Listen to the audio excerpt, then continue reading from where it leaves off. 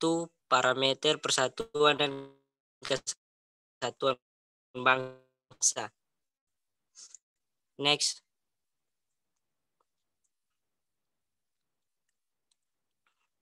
Untuk anggota kelompoknya terdiri dari Muhammad Ridwan, Muhammad Farel Ruliansyah, Muhammad Hilman, Muhammad Yudi Fareza, dan Yudi Fitramen.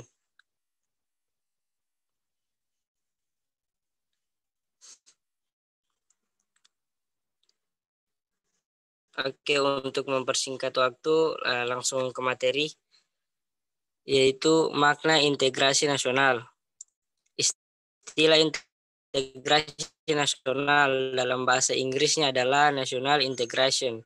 Integrasi berasal dari bahasa Latin integer, yang berarti utuh atau menyeluruh. Berdasarkan arti etimologisnya itu, integrasi dapat diartikan sebagai pembauran hingga menjadi kesatuan yang utuh atau bulat. Nation artinya bangsa sebagai bentuk persekutuan dari orang-orang yang berbeda latar belakangnya, berada dalam suatu wilayah dan di bawah satu kekuasaan politik.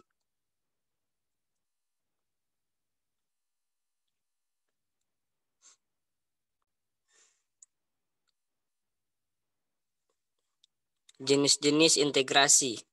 Yang pertama, integrasi politik. Dalam tataran integrasi politik terdapat dimensi vertikal dan horizontal. Dimensi yang bersifat vertikal menyangkut hubungan elit dan massa, baik antara elit politik dengan massa pengikut atau antara penguasa dan rakyat. Celah perbedaan dalam rangka pengembangan proses politik yang partisipatif. Dimensi horizontal menyangkut hubungan yang berkaitan dengan masalah teritorial, antar daerah, antar suku, umat beragama, dan golongan masyarakat Indonesia. Integrasi ekonomi. Integrasi ekonomi berarti terjadinya saling ketergantungan antar daerah dalam upaya memenuhi kebutuhan hidup rakyat. Adanya saling ketergantungan menjadikan wilayah dan orang-orang dari berbagai luar akan mengadakan kerjasama yang saling menguntungkan dan sinergis. Di sisi lain, integrasi ekonomi adalah penghapusan atau pencabutan hambatan-hambatan antar daerah yang memungkinkan ketidaklancaran hubungan antara keduanya. Misal, peraturan, norma dan prosedur, dan pembuatan aturan bersama yang mampu menciptakan keterpaduan di bidang ekonomi.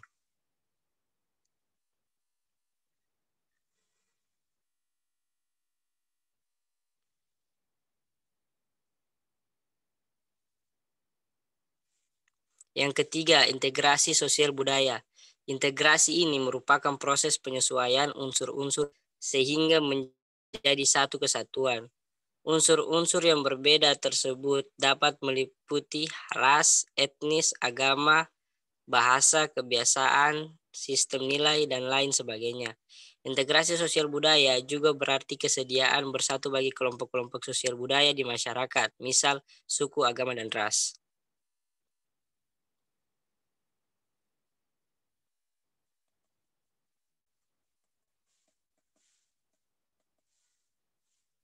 Ditinjau dari keragaman etnik dan ikatan primordial, inilah pembangunan integrasi bangsa menjadi semakin penting. Ironisnya bahwa pembangunan integrasi nasional selalu menghadapi situasi dilematis. Seperti terurai di depan, setiap penciptaan yang berdaulat dan kuat juga akan semakin membangkitkan sentimen primordial yang dapat berbentuk gerakan separatis, rasialis, atau gerakan keagamaan. Integrasi diperlukan guna menciptakan kesetiaan baru terhadap identitas baru yang diciptakan. Misal bahasa nasional, simbol negara, semboyan nasional, ideologi nasional, dan sebagainya.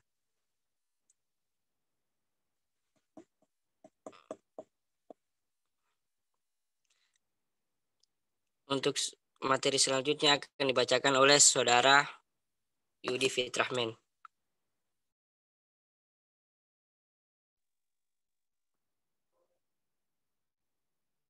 Pentingnya integrasi nasional.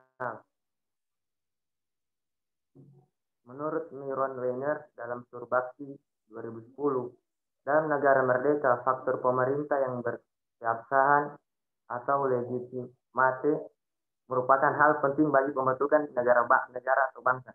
Hal ini disebabkan tujuan negara hanya akan dapat dicapai apabila terdapat suatu pemerintah yang mampu menggerakkan menggerakkan dan mengarahkan seluruh potensi masyarakat agar mau bersatu dan bekerja sama.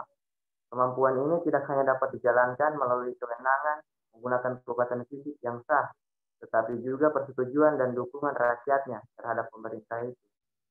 Jadi, diperlukan hubungan 63 yang ideal antara pemerintah dan rakyatnya sesuai dengan sistem nilai dan politik yang disepakati.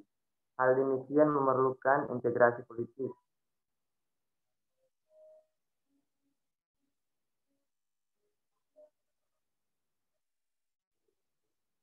B.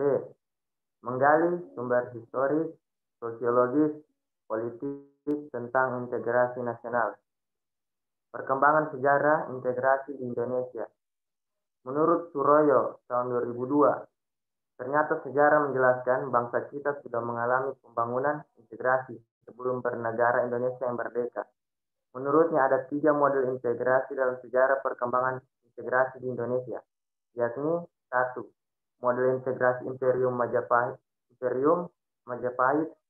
Model integrasi kolonial, dan 3. Model integrasi nasional Indonesia.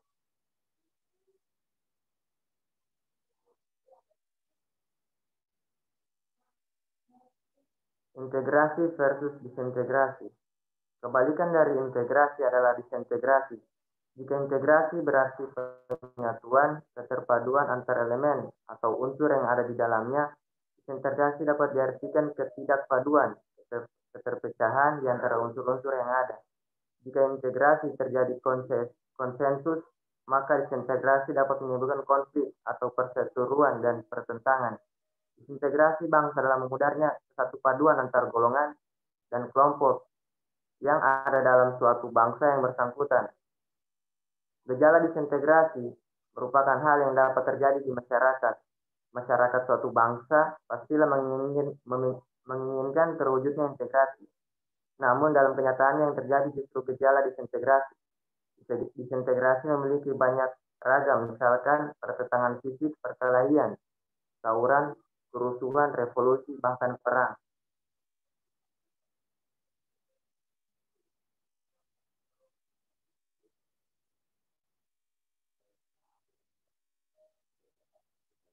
Model integrasi Imperium Majapahit. Model integrasi pertama ini bersifat kemaharajaan atau Imperium Majapahit. Struktur kemaharajaan yang begitu luas ini berstruktur konsentris.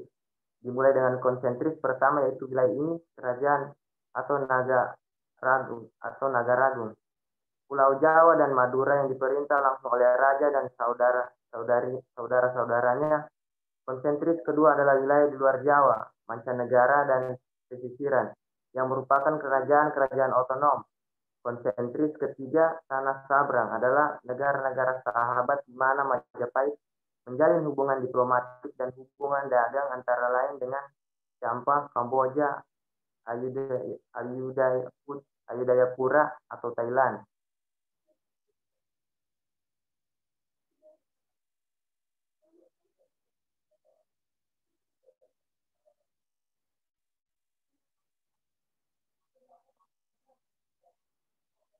Dua, model integrasi kolonial. Model integrasi kedua atau lebih tepat disebut dengan integrasi atas wilayah Hindia Belanda baru sepenuhnya dicapai pada awal abad 20 dengan wilayah yang terentang dari Sabang sampai Merauke. Pemerintah kolonial mampu membangun integrasi wilayah juga dengan menguasai maritim, sedang integrasi vertikal antara pemerintah pusat dan pemerintah daerah dibina melalui jaringan birokrasi kolonial terdiri dari ambettenar sampai ambettenar atau pegawai. Belanda dan pribumi yang tidak memiliki jaringan dengan massa rakyat, yang kata lain pemerintah tidak memiliki dukungan massa, yang berarti integrasi model kolonial ini tidak mampu menyatukan segenap keragaman bangsa Indonesia, tapi hanya untuk maksud menciptakan kesetiaan tunggal pada penguasa kolonial.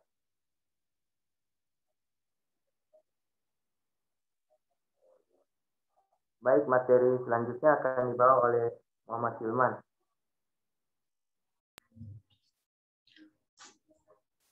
Tiga, model integrasi nasional Indonesia. Model integrasi ketiga ini merupakan proses berintegrasinya bangsa Indonesia sejak bernegara merdeka tahun 1945. Meskipun sebelumnya ada integrasi kolonial, namun integrasi model ketiga ini berbeda dengan model kedua.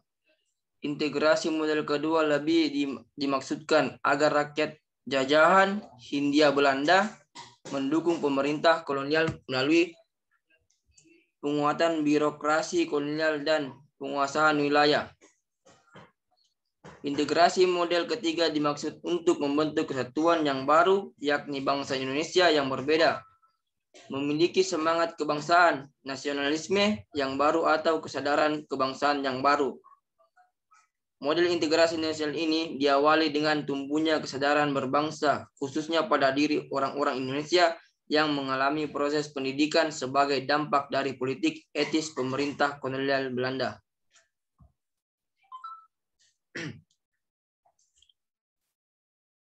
Dalam sejarahnya, pembunuhan kesadaran berbangsa tersebut dilalui dengan tahapan-tahapan sebagai berikut. Masa perintis adalah masa mulai dirintisnya semangat kebangsaan melalui pembentuk organisasi pergerakan. Masa ini ditandai dengan munculnya pergerakan Budi Utomo pada tanggal 20 Mei 1908. Kelahiran Budi Utomo diperingati sebagai Hari Kebangkitan Nasional. 2. Masa penegas adalah masa mulai ditegaskannya semangat kebangsaan pada diri bangsa Indonesia yang ditandai dengan peristiwa Sumpah Pemuda tanggal 28 Oktober 1928. Dengan Sumpah Pemuda, masyarakat Indonesia yang beraneka ragam tersebut menyatakan diri sebagai satu bangsa yang memiliki satu tanah air, satu bangsa dan bangsa persatuan, yaitu bangsa Indonesia.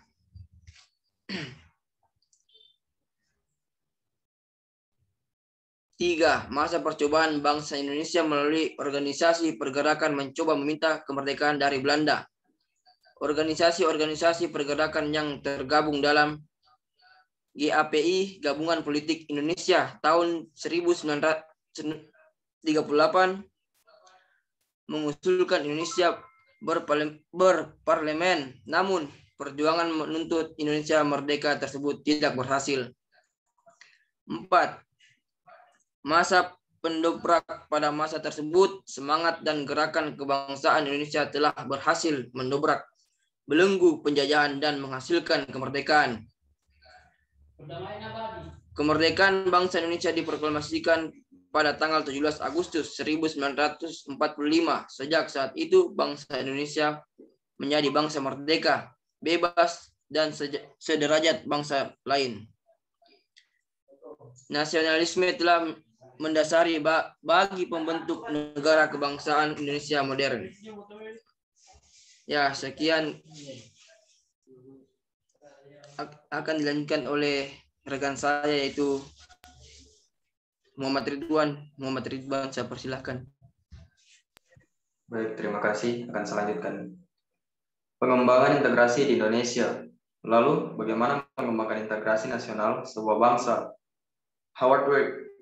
Howard Wiggins dalam Muhaimin dan Colin McAndrews 1995 menyebut ada 5 pendekatan atau cara bagaimana para pemimpin politik mengembangkan integrasi bangsa.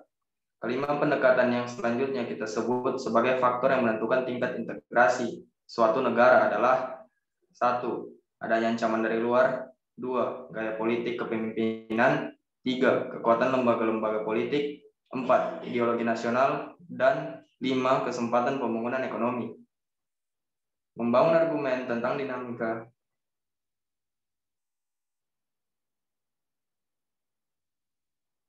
dan tantangan integrasi nasional.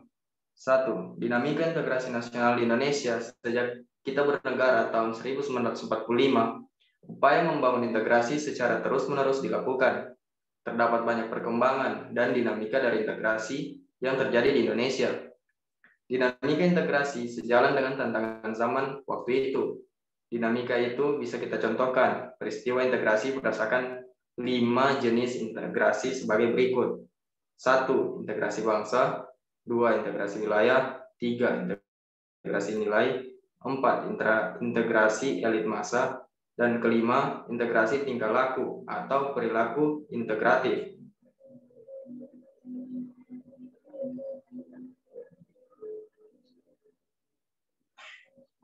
Tantangan dalam membangun integrasi dalam upaya mewujudkan integrasi nasional Indonesia. Tantangan yang dihadapi datang dari dimensi horizontal dan vertikal. Dalam dimensi horizontal, tantangan yang ada berkenaan dengan pembelahan horizontal yang berakar pada perbedaan suku, agama, ras, dan geografi. Sedangkan dalam dimensi vertikal, tantangan yang ada adalah berupa celah perbedaan antara elit dan massa, di mana latar belakang pendidikan kekotaan menyebabkan kaum elit berbeda dari massa yang cenderung berpandangan tradisional. Masalah yang berkenaan dengan dimensi vertikal lebih sering muncul ke permukaan setelah berbaur dengan dimensi horizontal, sehingga hal ini memberikan kesan bahwa dalam kasus Indonesia, dimensi horizontal lebih menonjol daripada dimensi vertikalnya.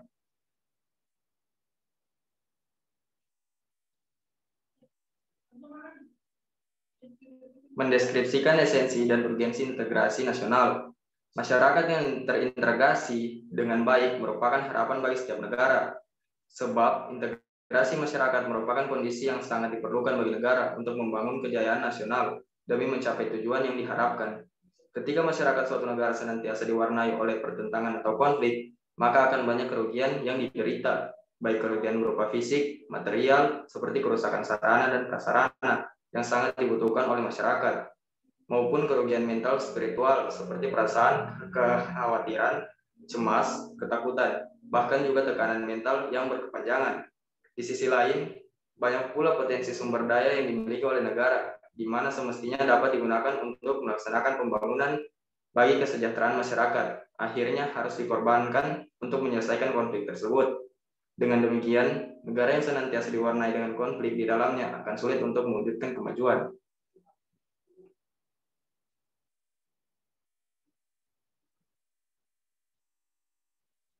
Integrasi masyarakat yang sepenuhnya memang sesuatu yang tidak mungkin diwujudkan.